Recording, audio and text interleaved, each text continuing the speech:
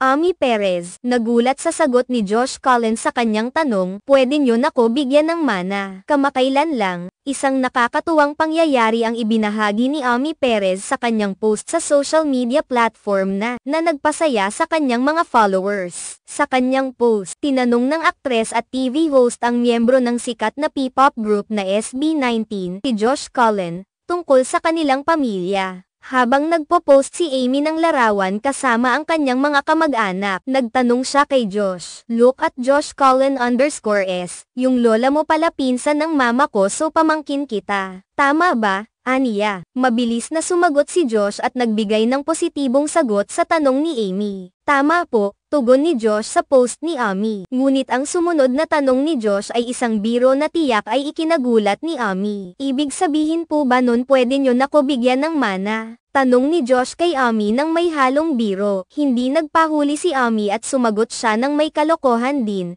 na sinabing mas mayaman pa si Josh kaysa sa kanya. "Mana agad, mas mayaman ka sa akin," sagot ni Amy kasabay ng pagpapatawa. Ang exchange na ito sa pagitan nila ay hindi nakaligtas sa mga netizens, na agad nagbigay ng kanilang reaksyon at mga komento. Isang netizen ang nagkomento, "Naalala ko sinabi ni Stel, na parang daga si Josh. Lahat kasi ng puntahan may kamag-anak haha." Ang birong ito tungkol kay Josh ay nagbigay aliw sa mga nakasaksi sa kanilang pag-uusap online. Nagpasikat ang humor at warm interaction nila Ami at Josh sa kanilang mga followers na nagustuhan ang kanilang magandang samahan at pagiging magaan sa bawat isa. Ang post na ito ay nagpakita ng pagiging malapit nila, na para na rin silang pamilya. Hindi lang basta mga artista, kundi mga kaibigan din sa likod ng kamera, na hindi natatakot magbiro at magpakita ng tunay na personalidad sa social media.